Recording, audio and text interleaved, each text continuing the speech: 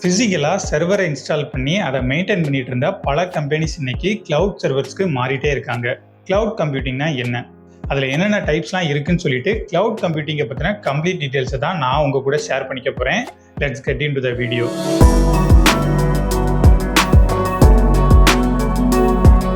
First cloud கம்ப்யூட்டிங்னா என்ன அப்படிங்கிறத ஒரு சின்ன எக்ஸாம்பிளோட எக்ஸ்பிளைன் பண்ணுறேன். இப்போ எனக்கு ஒரு கார் தேவைப்படுது.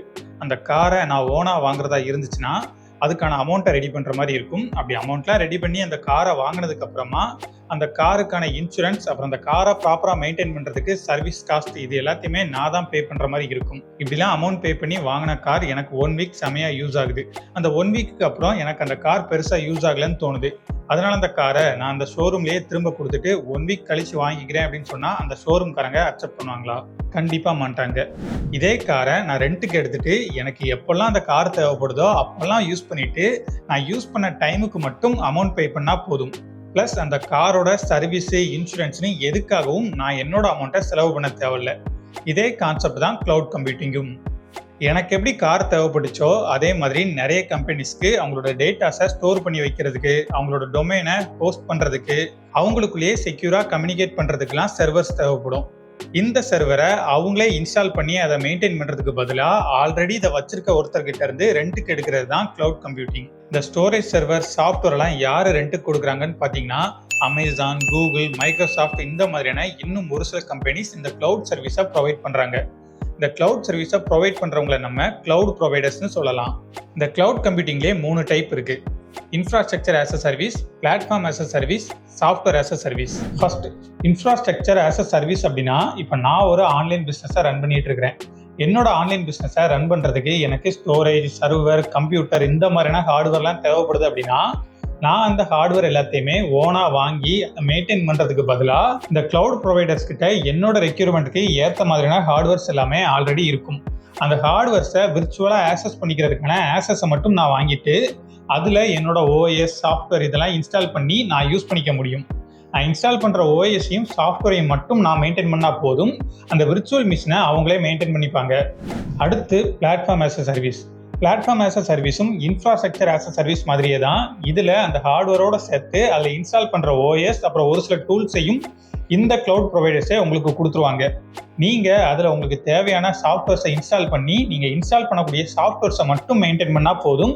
மற்ற எல்லா மெயின்டெனன்ஸ் ஒர்க்கையும் அவங்களே பார்த்துப்பாங்க. லாஸ்ட்டாக software as a service. Software as a சர்வீஸ்னா, இப்போ நான் ஆல்ரெடி சொல்லியிருந்த மாதிரி என்னோட ஆன்லைன் பிஸ்னஸ்க்காக எனக்கு ஒரு பில்டிங் சாஃப்ட்வேர் தேவைப்படுது. அது மட்டும் இல்லாமல் என்னோட பிஸ்னஸை ப்ரொமோட் பண்ணுறதுக்கு போஸ்டர்ஸ், வீடியோஸ்லாம் டிசைன் பண்ணுறதுக்கு ஒரு சில டிசைனிங் சாஃப்ட்வேர்ஸும் தேவைப்படுது. நான் அந்த சாஃப்ட்வேர்ஸ் எல்லாத்தையுமே தனித்தனியாக பர்ச்சேஸ் பண்ணி அதை ஒவ்வொரு மிஷின்லையும் இன்ஸ்டால் பண்ணிட்டு இருக்கிறதுக்கு பதிலாக இந்த கிளவுட் ப்ரொவைடர்ஸ்ல இருந்து இந்த சாஃப்ட்வேர்ஸை ரெண்ட்டுக்கு எடுத்து எனக்கு தேவைப்படுற டைமில் மட்டும் இதை யூஸ் பண்ணிட்டு நான் யூஸ் பண்ணதுக்கு மட்டும் அமௌண்ட் பே பண்ணுறதுக்கு பேர் தான் சாஃப்ட்வேர் ஆஸ் அ சர்வீஸ். இந்த கிளவுடோட டிப்ளாய்மெண்ட் மாடலை வச்சு பப்ளிக், பிரைவேட், ஹைப்ரிட், கம்யூனிட்டின்னு 4 டைப்பாக கிளவுடை பிரிக்கலாம். First public cloud. இந்த பப்ளிக் கிளவுட் மூலமா நீங்க ஒரு இன்ஃப்ராஸ்ட்ரக்சரை ஆக்சஸ் பண்ணிட்டு இருக்கீங்க அப்படின்னா நீங்க அதை ஆக்சஸ் பண்ணி முடிச்சதுக்கு அப்புறமா அடுத்து வரக்கூடியவங்களும் அதே இன்ஃப்ராஸ்ட்ரக்சரை யூஸ் பண்ணுவாங்க.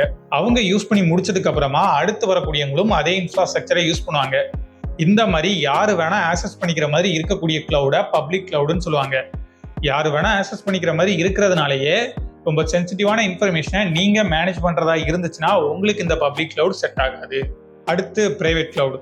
பிரைவேட் கிளவுட் மூலமா நீங்க ஒரு இன்ஃப்ராஸ்ட்ரக்சரை ஆக்சஸ் பண்ணிட்டு இருக்கீங்க அப்படின்னா அந்த இன்ஃப்ராஸ்ட்ரக்சரை உங்களை தவிர வேற யாருமே ஆக்சஸ் பண்ண முடியாது. இதனாலேயே ரொம்ப சென்சிட்டிவான இன்ஃபர்மேஷனை நீங்க மேனேஜ் பண்றதா இருந்துச்சுன்னா நீங்க பிரைவேட் கிளவுட் போகலாம். அடுத்தது பார்த்தீங்கன்னா கம்யூனிட்டி கிளவுட். கம்யூனிட்டி கிளவுடும் பிரைவேட் கிளவுட் மாதிரியே தான். ஆனால் இந்த கிளவுடை யாரெல்லாம் ஆக்சஸ் பண்ணிக்கலாம் அப்படிங்கிறத நீங்க உங்களுக்கு வேணுங்கிற மாதிரி செட் பண்ணிக்க முடியும். ஒரு கம்யூனிட்டி மட்டும் ஆக்சஸ் பண்ணிக்கிற கிளவுடை கம்யூனிட்டி கிளவுடுன்னு சொல்லலாம். லாஸ்ட்டாக பார்த்தீங்கன்னா ஹைப்ரிட் கிளவுடு. இந்த ஹைப்ரிட் கிளவுட் பப்ளிக் கிளவுடையும் பிரைவேட் கிளவுடையும் மிக்ஸ் பண்ண மாதிரி இருக்கும். சென்சிட்டிவான இன்ஃபர்மேஷனுக்கு பிரைவேட் கிளவுடை யூஸ் பண்ணிட்டு நான் சென்சிட்டிவ் இன்ஃபர்மேஷனுக்கு பப்ளிக் கிளவுடை யூஸ் பண்றது தான் ஹைப்ரிட் கிளவுடு. இந்த வீடியோ மூலமா கிளவுட் கம்ப்யூட்டிங்கை பத்தின ஒரு பேசிக்கான ஐடியா உங்களுக்கு கிடைச்சிருக்கும் அப்படின்னு நம்புறேன். இன்னும் கிளவுட் கம்ப்யூட்டிங்கை பத்தின ஏதாச்சும் டவுட் இருந்துச்சுன்னா அதை கமெண்ட்ல சொல்லுங்க. இந்த மாதிரியான யூஸ்ஃபுல்லான இன்ஃபர்மேஷனை தெரிஞ்சுக்க BTree மறக்காம சப்ஸ்கிரைப் பண்ணிக்கோங்க. Happy learning.